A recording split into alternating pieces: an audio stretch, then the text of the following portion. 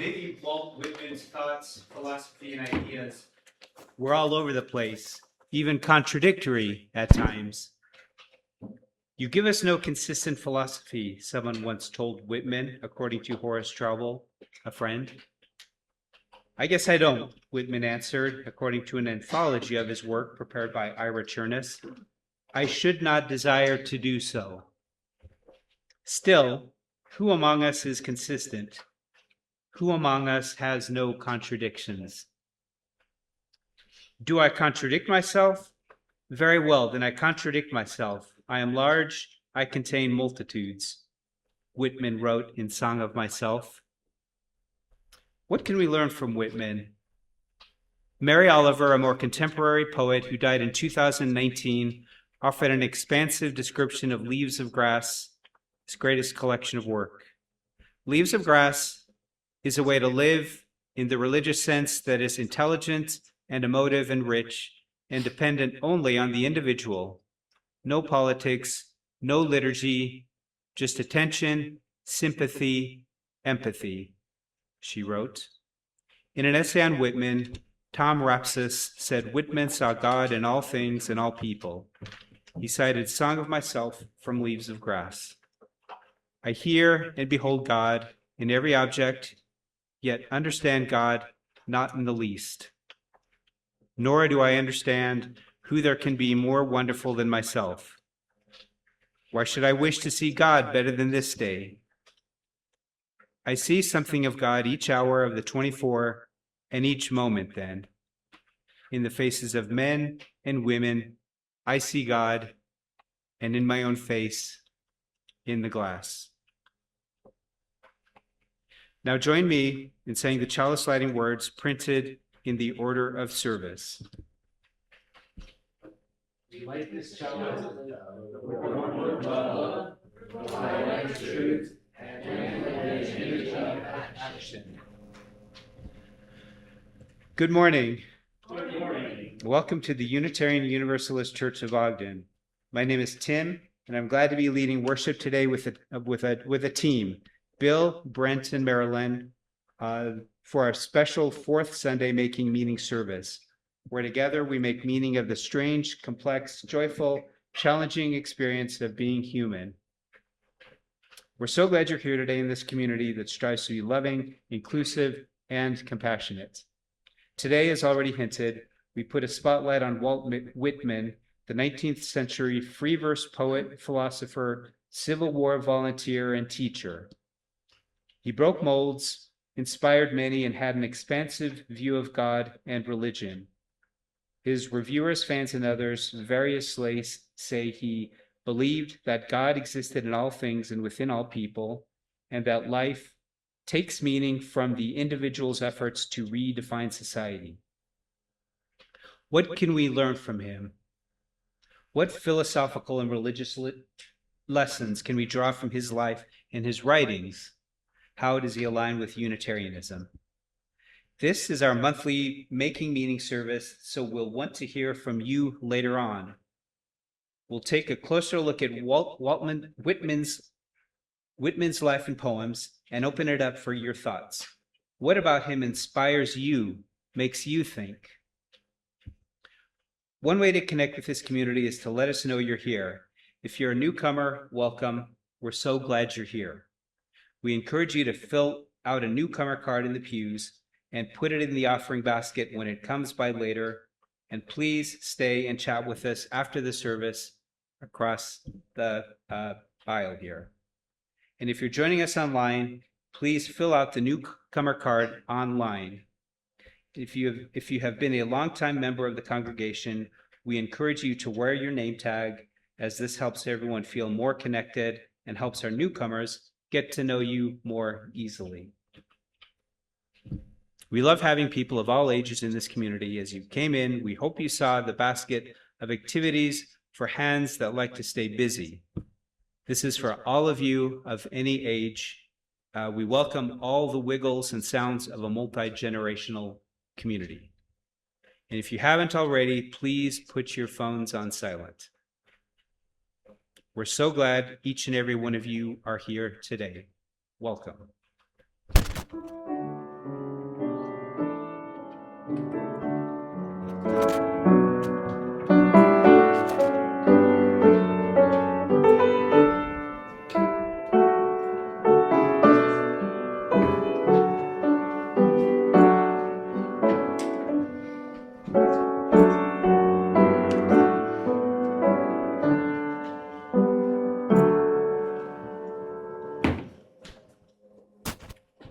Whitman, poet of democracy and the human spirit.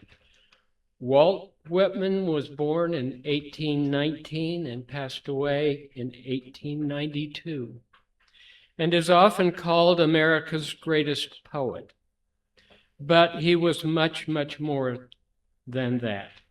He was a writer, a teacher, a journalist, volunteer, hospice nurse, I would call him. And he volunteered during the Civil War and was a passionate believer in the dignity of every human being. His life reflected many of the values that later became central to the Unitarian and Transcendentalist movements: the worth of every person, the holiness of nature, and the belief that truth is discovered through personal experience rather than rigid doctrine. Whitman was born in Long Island, New York, to a working-class family. His formal education ended at age 11 when he went to work to help support the family. Despite his limited schooling, he became a lifelong reader and largely educated himself. He worked as a printer, a school teacher, editor, and newspaper journalist before turning seriously to poetry. In 1855, Whitman published the first edition of The Leaves of Grass, a book unlike anything Americans had ever seen before. Instead of following traditional rhyme and meter, he wrote in free verse. He celebrated ordinary people: farmers, laborers, mothers, sailors, immigrants, and enslaved people seeking freedom. He believed that every individual possessed inherent worth and that democracy flourished when every voice was honored. His bold style shocked many readers, but it deeply impressed the philosopher Ralph Waldo Emerson. Emerson wrote Whitman a famous letter praising his work, the Leaves of Grass, as the most extraordinary piece of wit and wisdom that America had yet contributed. Whitman treasured that letter for the rest of his life. Although Whitman was never formally a member of the Transcendentalist circle, his ideas closely paralleled theirs. Like Emerson and Henry David Thoreau, he believed that the divine could be found directly in nature and within every human soul. He rejected narrow religious dogma in favor of personal spiritual experience. His poetry celebrates the interconnectedness of all life and the unity of humanity with the natural world. These ideas also resonated with many 19th century Unitarians. While Whitman was not a member officially of the Unitarian Church, he associated with liberal religious thinkers who emphasized reason, freedom of conscience, and the moral potential of every person. His belief that no single creed could contain all truth fits comfortably within today's Unitarian Universalist tradition, which encourages every person to seek truth through experience, compassion, and reflection. The defining experience of Whitman's life came during the American Civil War.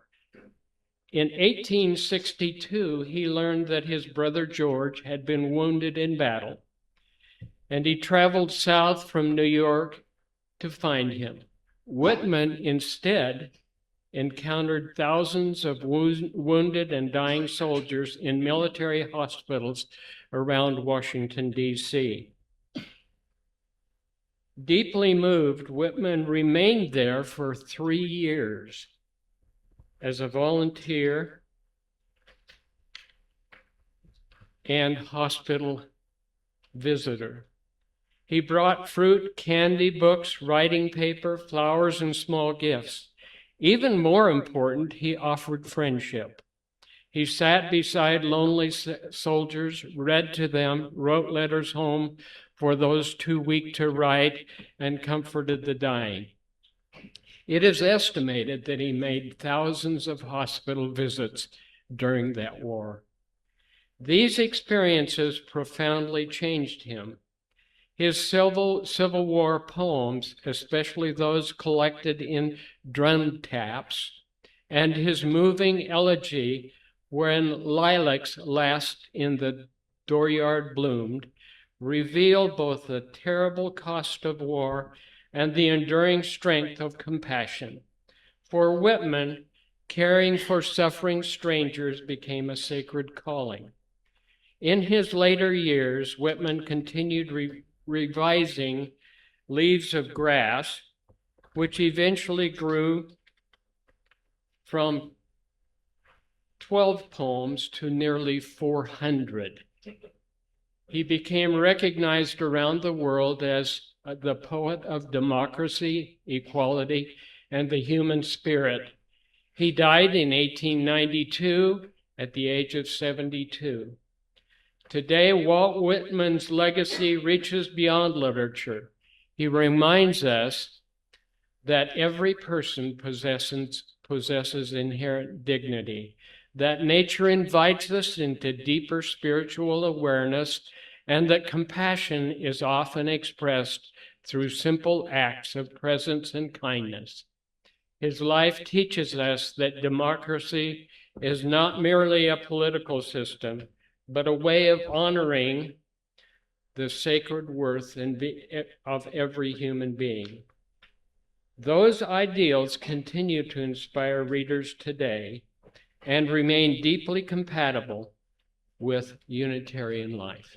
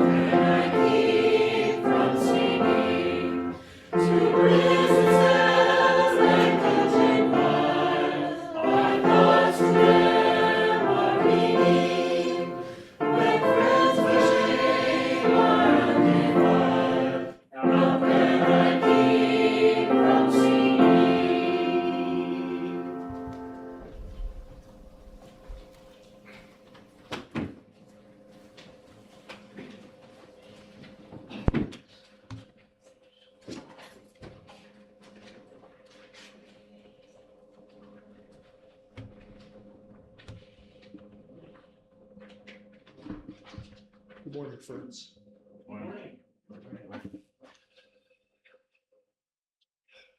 Walt Whitman. What a life. What a time. In the few minutes I have this morning, I can't hope to do justice to his artistic and moral accomplishments.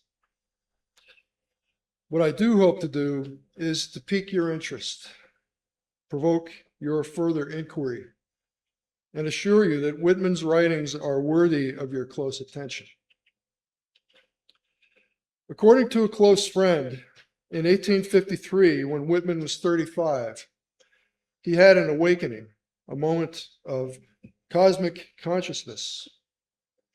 This epiphany is revealed in section 5 of Song of Myself, the seminal poem in the volume Leaves of Grass. Here, Whitman tells us about his communion with his soul. I mind how once we lay such a transparent summer morning, how you settled your head. It's going to be hard for me to get through this because Whitman, to me, is like the apex of human experience. He is completely dialed into what it is like to be a living person on this planet. So, excuse me. How you settled your head athwart my hips and gently turned over upon me and parted the shirt from my bosom bone and plunged your tongue into my bare stripped heart and reached till you felt my beard and reached till you held my feet.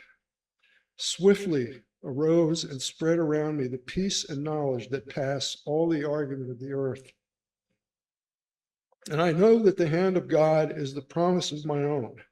And I know that the Spirit of God is the brother of my own, and that all the men ever born are also my brothers, and the women, my sisters and lovers, and that a kelson of the creation is love, and limitless are leaves stiff or drooping in the fields, and brown ants in the little wells beneath them, and mossy scabs of the worm fence, heaped stones, elder, mullein, and pokeweed.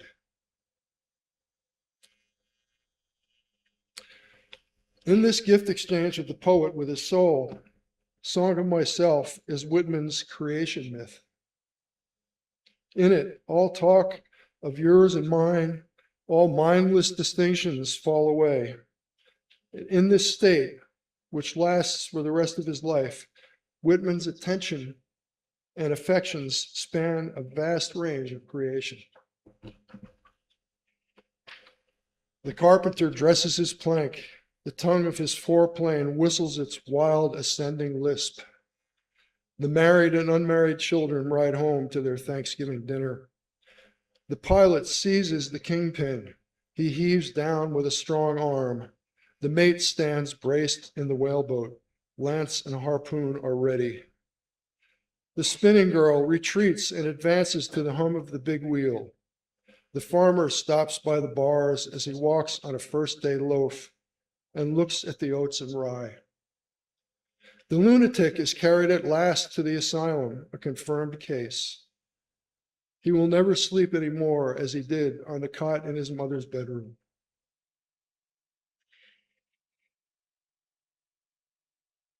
So Whitman attends to life wherever it is, puts hierarchy to sleep, resists any reckoning of value or splitting of things apart, refuses to interact with the brain that divides, avoids any spirit that might divorce him from his newly wedded soul. In his collection of poems under the heading Calamus, Whitman addresses the passion of friendship for men, adhesiveness, manly love. Sometimes frank and sometimes veiled, the verses were controversial in his time. When he whom I love travels with me or sits a long while holding me by the hand, then I am charged with untold and untellable wisdom. I am silent. I require nothing further. I cannot answer the question of appearances or of identity beyond the grave. But I walk or sit indifferent.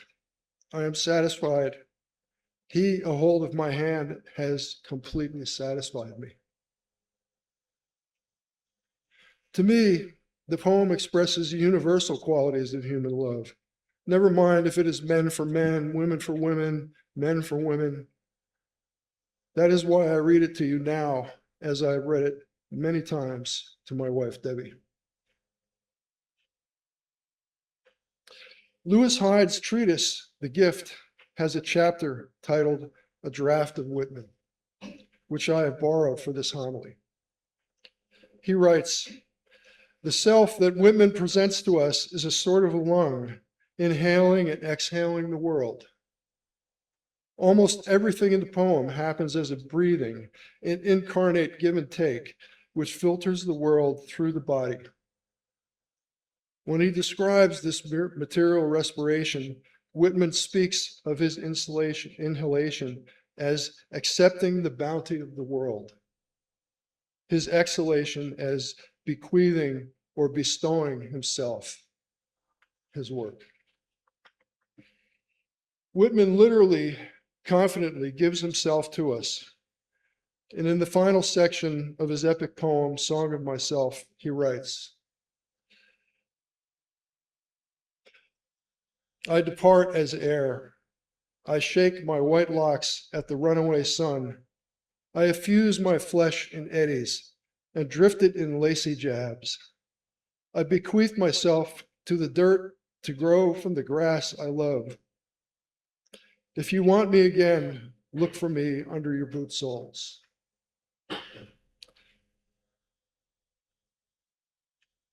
You will hardly know who I am or what I mean, but I shall be good health to you nevertheless, and filter and fiber your blood. Failing to fetch me at first, keep encouraged. Missing me one place, search another. I stop somewhere waiting for you.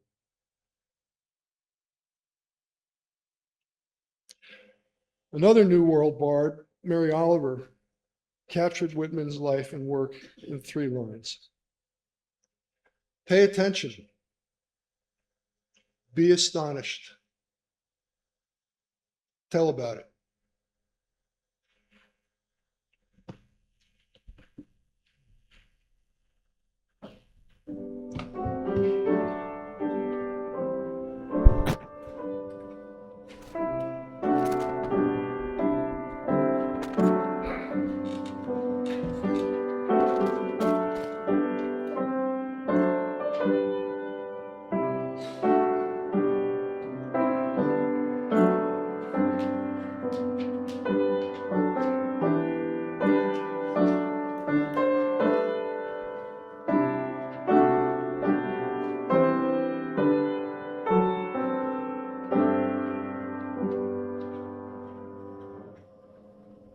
It's one thing to hear about Whitman's life.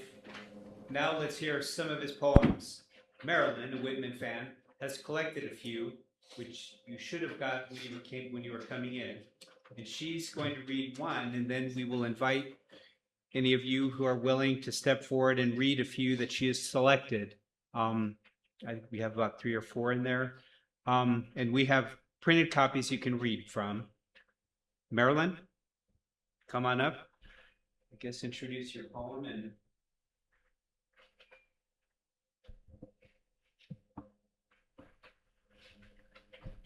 Well, the poems I've collected are the shortest ones I could find. And needless to say, they don't encompass everything that Whitman is known for, that he wrote about. But I'm going to read One Self I Sing, which is sort of the beginning of, or it's included in his great epic book, Leaves of Grass. One self I sing. One self I sing, a simple, separate person, yet utter the word democratic, the word en masse. Of physiology from top to toe I sing, Of physiognomy alone, nor brain alone, is worthy for the muse. I say the form complete is worthier far. The female equally with the male I sing. Of life immense in passion, pulse, and power, cheerful, for freest action formed under the laws divine, the modern man I sing. So, those of you who picked up a paper with some of these other poems on, I invite you to come up and read it to us. So yeah, you should have, if anyone's willing to read one, please come on up. I think we have about 4 more, so.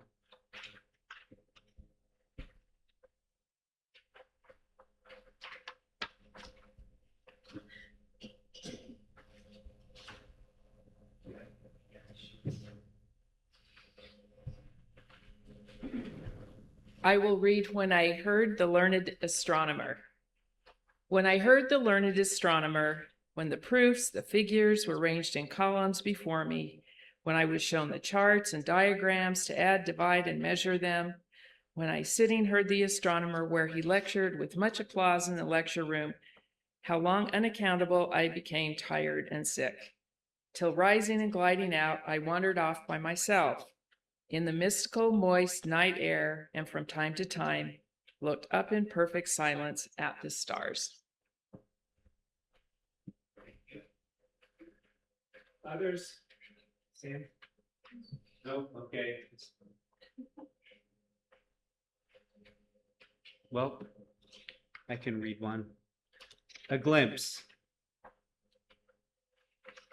A glimpse through an interstice cot of a crowd of workmen and drivers in a bar room around the stove, late of a winter night, and I, unremarked, seated in a corner. Of a youth who loves me and whom I love, silently approaching and seating himself near, that he may hold me by the hand. A long while, amid the noises of coming and going, of drinking and oath and smutty jest, there we two, content, happy in being together, speaking little, perhaps not a word. We've got a couple more. If anyone's willing, comfortable speaking, come on up.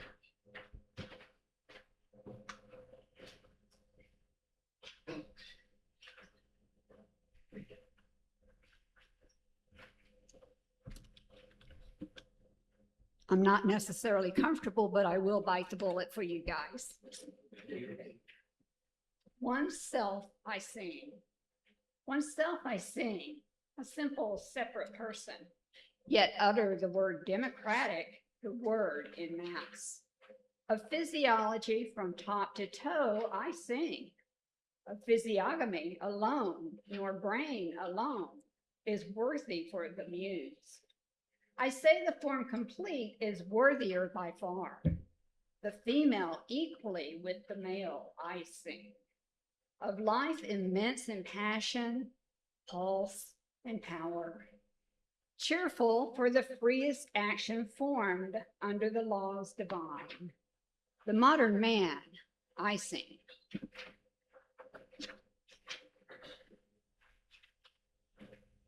On stage, you can read the last one. I was gonna read the other one. I'm doing this one first. Song of Myself, stanza 1. I celebrate myself and sing myself, and what I assume you shall assume. For every atom belonging to me as good belongs to you. I loaf and invite my soul. I lean and loaf at my ease, observing a spear of summer grass. My tongue, every atom of my blood, formed from his soil this air. Born here of parents, born here from parents the same, and their parents the same. I, now 37 years old, in perfect health, begin, hoping to cease not till death. Creeds and schools in abeyance, retiring back a while sufficed as what they are, but never forgotten. I harbor for good or bad. I permit to speak at every hazard, nature without check with original energy.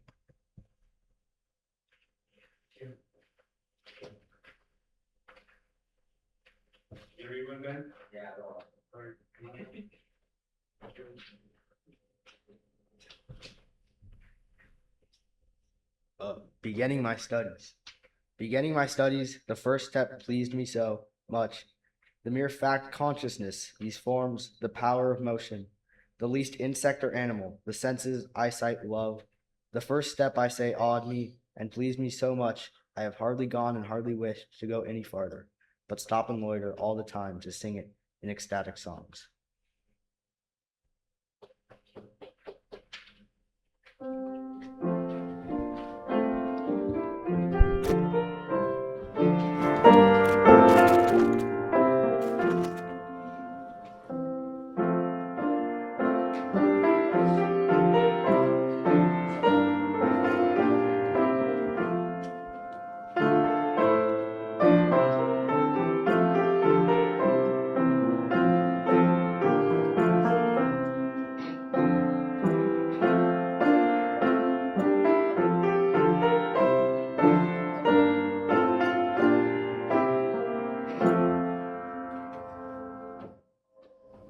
Well, so at least we want to open up. Bill is the big Whitman person here who inspired the service, but not sure if any of you out there, how knowledgeable, familiar you are with Whitman. But if so, we invite anyone to come up, offer their thoughts on Whitman. What does he mean to you? What lessons can we take away from him? What spiritual messages can we take from him? If anybody has thoughts, please feel free to come forward. Brief, medium length. Might not be brief. So part of it is a reciting of a poem that I've written a lot of songs, and songs are poetry in a way, and one of my big inspirations was Walt Whitman, particularly in sight of a best friend that I have, that we started writing songs together when we were about 19, and he introduced me to a lot of Whitman's works. So eventually, I wrote this, and this song's called Walt Whitman to Winnie the Pooh. It goes like this. One day maybe I'll bring in the guitar. Okay. Said one boy to the other boy as their friendship got along, I think it's time I turned around and wrote another song. I don't want to rip off of some kind of thing. I want to play my guitar and I want to sing. You know, they don't make a folk song like they did way back then. It's a story that wants to be told, touched by a magic pen. But there's something about that Yucatan land that rings when it hits your ears, like the sound of a crashing wave or a mountain washed in tears. Songs from Whitman to Winnie the Pooh are gone like ships that sink. You can pour just a little bit more of your words for us to drink. The trumpet blast rang out from the back pew Sunday morning, but the preacher had no words. No, the preacher had no song. His words were just a warning. So those two boys climbed up to the steeple and said a prayer to God on high.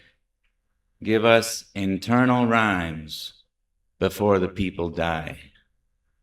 Songs from Whitman to Winnie the Pooh are gone like ships that sink. You can pour just a little bit more of your words for us to drink. Internal designs, eternally mine. Thank you.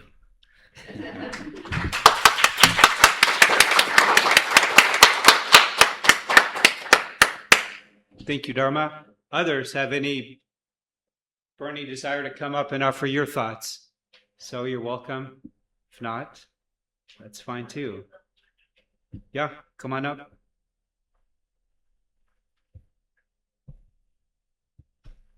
I just wanted to mention that up until this time, the European style of poetry was universal, with the meter and the rhyme. And Ralph Waldo Emerson put a call out for an American style of poetry, something from the New World. And so Whitman filled that desire that Emerson had for an American style of poem. So Whitman is the quintessential American poet.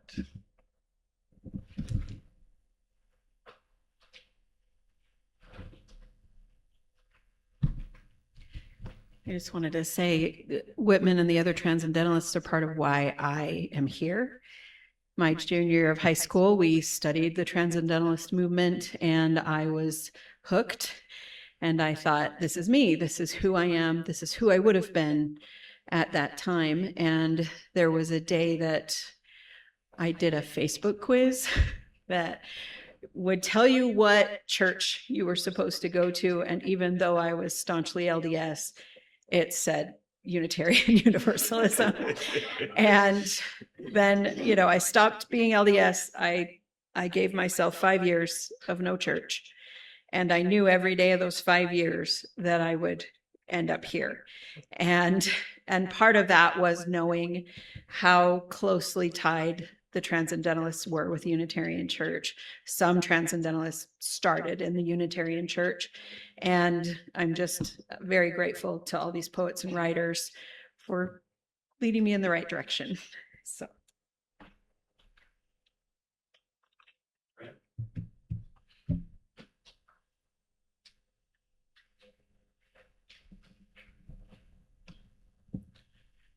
I'm not a poet. My feet don't show it. They're not Longfellows. Researching, my little introduction today gave me some deep respect for Walt Whitman. And the thing I narrowed in on was his desire to serve other people in those 3 years during the Civil War in Washington, D.C. I can only imagine.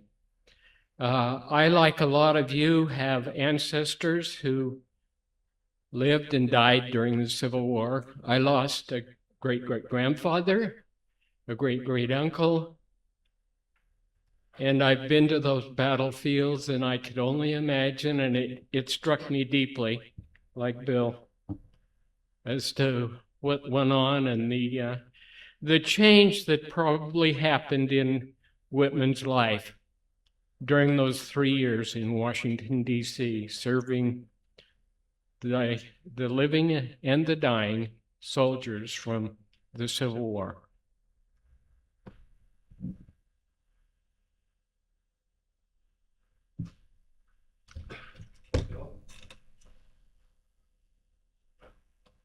You have the last word.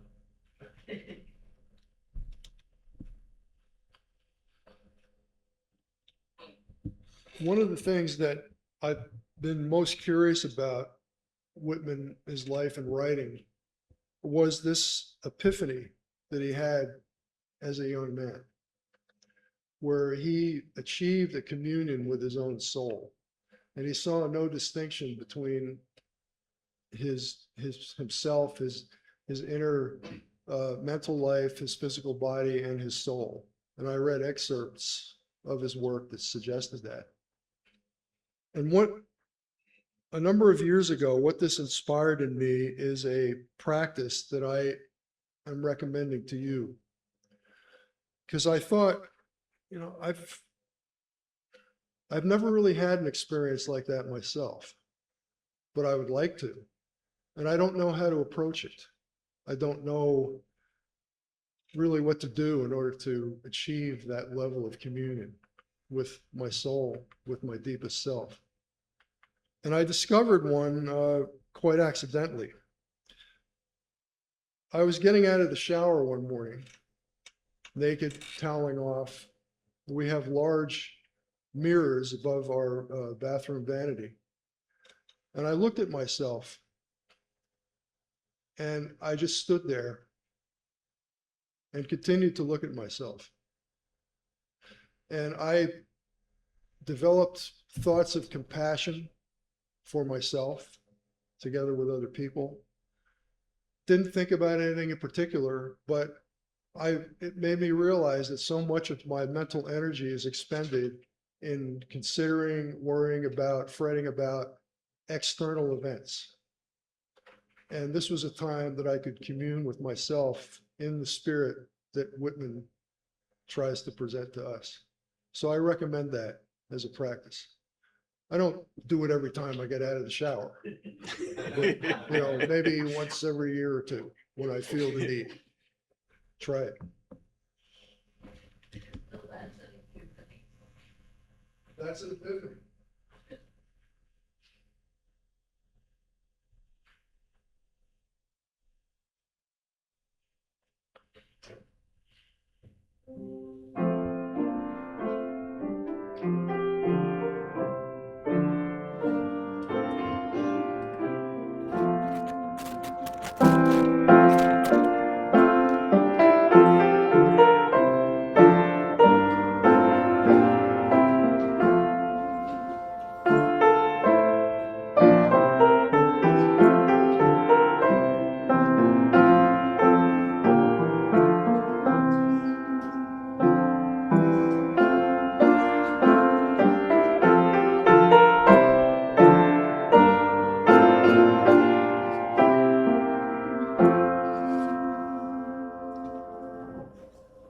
So thanks to Bill, Brent, Marilyn, and thanks to all of you who came up here to offer your thoughts.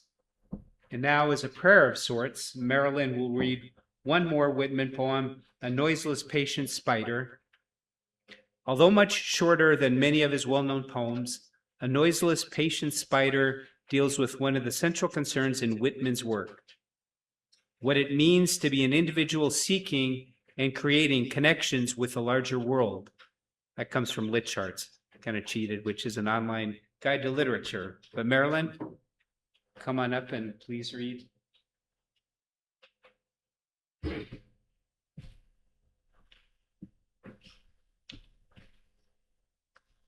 A noiseless, patient spider I marked, where on a little promontory it stood isolated. Marked how to explore the vacant, vast surrounding, it launched forth filament, filament, filament out of itself, ever unreeling them, ever tirelessly speeding them. And you, O my soul, where you stand, surrounded, detached, in measureless oceans of space, ceaselessly musing, venturing, throwing, seeking the spheres to connect them, till the bridge you will need to be formed, till the ductile anchor hold, till the gossamer thread you fling catch somewhere, O my soul.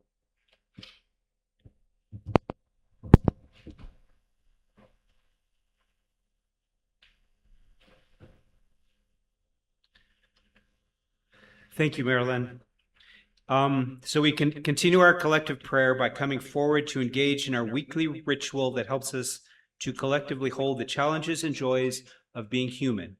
As you light a candle, let it hold your hopes, memories, and gratitudes for this beautiful, complicated world and for our lives. And as you drop a stone in the sacred gathered waters, may it be an opportunity to imagine those burdens in quest for forgiveness held in a community that will let the stone land with care and intention. So please come forward.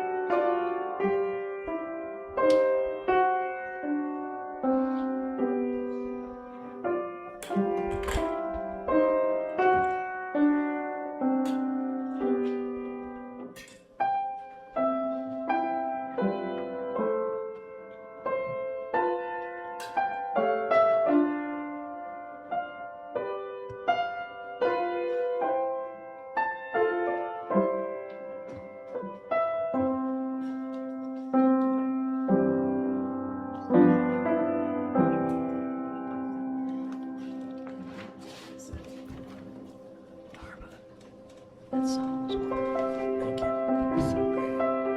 Was that at all planned, or did you just? No, it's coincidental. I realized Whitman was themed to do that. I hadn't planned on going up there until I invited us. That was wonderful.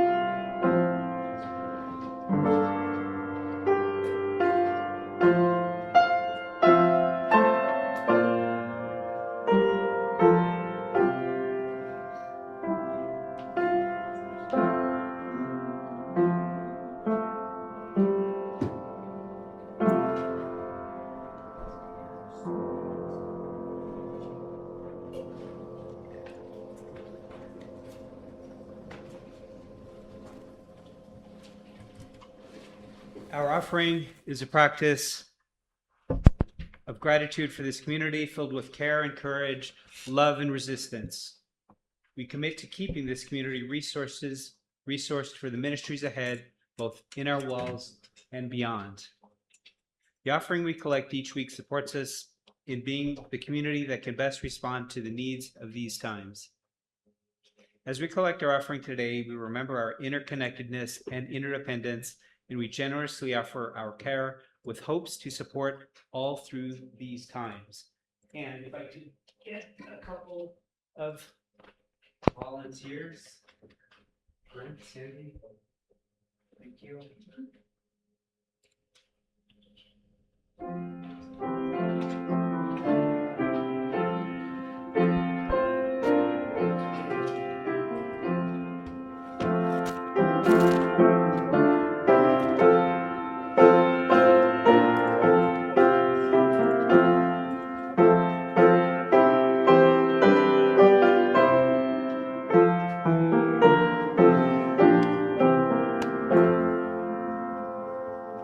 Please rise and body your voice and facing the center aisle, sing together the offering song printed in your order of service.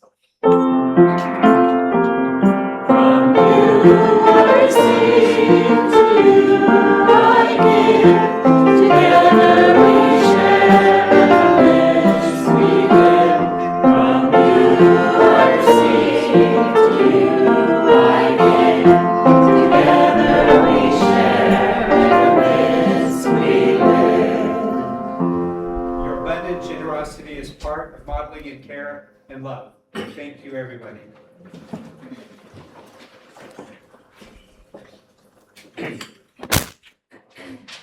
Our children's religious exploration class needs one more teaching team.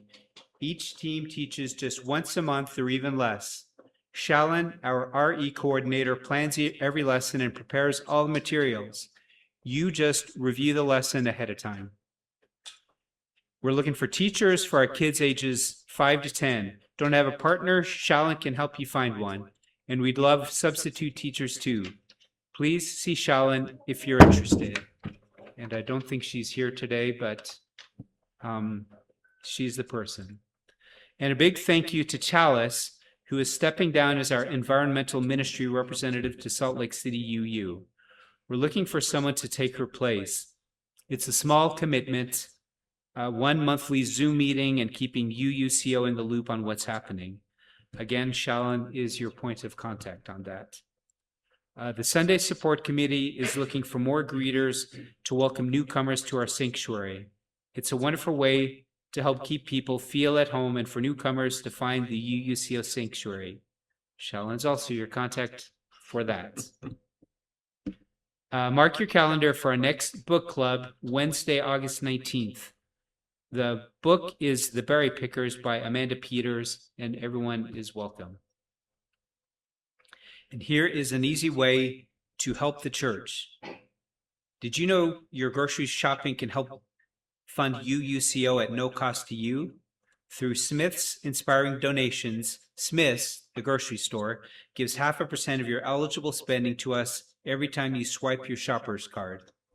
It takes just a minute to link your card to UUCO, and then every trip to Smith gives a little back to our congregation. Details on how to do this are in the newsletter. Are they in the order of service?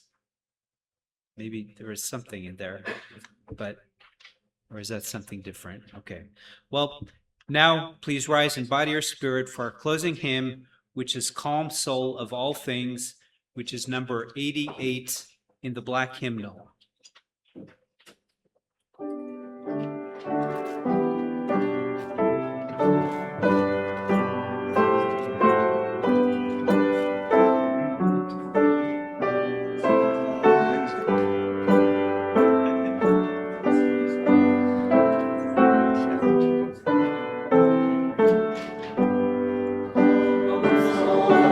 All things big and kind to feel.